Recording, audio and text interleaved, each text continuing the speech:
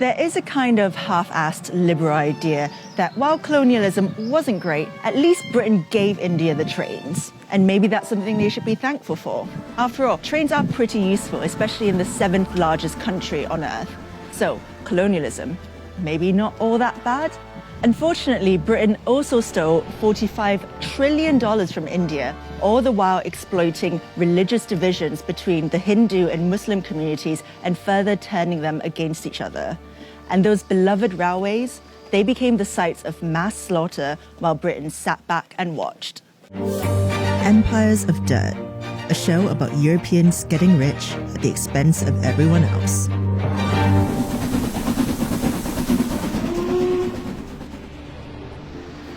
Britain first got involved in India through the East India Company, which had its headquarters right here on Leadenhall Street. A private company owned by London stockholders, the East India Company grew over the next 300 years to become a quasi-governmental body with its own army and laws responsible for trading spices, cotton, silk, and tea all over the world. By 1858, ownership of the East India Company had been transferred to Queen Victoria after the failed Indian Rebellion. Trains were the brainchild of British engineers. The East India Company would use railways to transport exploited resources like cotton and coal more efficiently around India. And it worked. Between 1853 and 1924, a railway network was created to help Britain extract from India relentlessly. And it's not like we gave India the railways either, by the way. We made India pay for them, and we ripped them off in the process. Despite Indian mechanics having their own efficient, cheap designs, Britain made India buy trains from them. Between 1854 and 1947, over 14,000 locomotives were imported from the UK to India.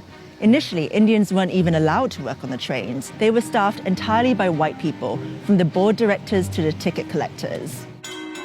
The railways made little profit, but British shareholders who invested in its construction made vast returns, guaranteed at the expense of Indian taxpayers who had to pay for it. India's railways were basically like someone burgling your house, building a ramp to wheel all your stuff out, sending you a bill for that ramp, and expecting a round of applause at the end of it. Now that the railways were built, Britain could get down to the task at hand, squeezing India for every last ounce of profit. They were really good at it. In the 1600s, when the East India Company was established, Britain accounted for less than 2% of the world's GDP, while India accounted for almost a quarter of it. By the 18th century, Britain had become one of the most powerful empires in the world, while the prosperity of the Mughal Empire was fading fast. Britain relentlessly squeezed India for every last bit of resource for its own uses. In 1943, up to 4 million Bengalis starved to death, partly because their food was diverted towards British soldiers during World War II. Winston Churchill said the famine was their own fault for breeding like rabbits. After it was no longer profitable to remain in India, and after receiving huge pressure from the Indian independence movement, the British finally left in 1947. Before they went, they split the country into two, Hindu-majority India and Muslim-majority Pakistan, in an act that became known as partition.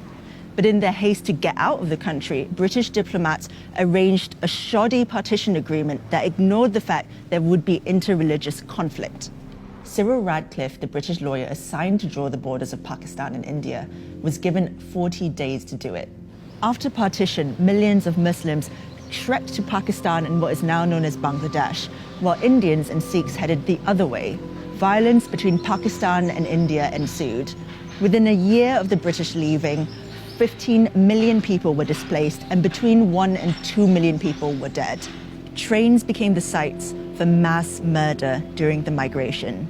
Trains filled with refugees crossing the border on each side were stopped, and everyone on board was murdered. Women were captured and raped. Carriages were set on fire with petrol, with people still inside. The only ones spared were the drivers, so they could transport their trains full of dead bodies to the final destination. The British knew about the train massacres, but they'd already washed their hands clean of India. Prime Minister Clement Attlee, writing to Lord Mountbatten, the last Viceroy of India in 1947, said, "Keep India united if you can. If not, save something from the wreck. In any case, get Britain out."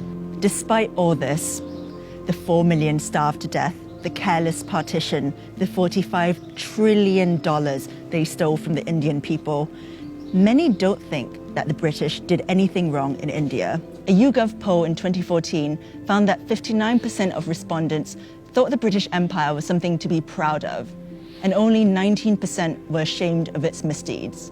Trains, cricket, empire. What could possibly be wrong with that?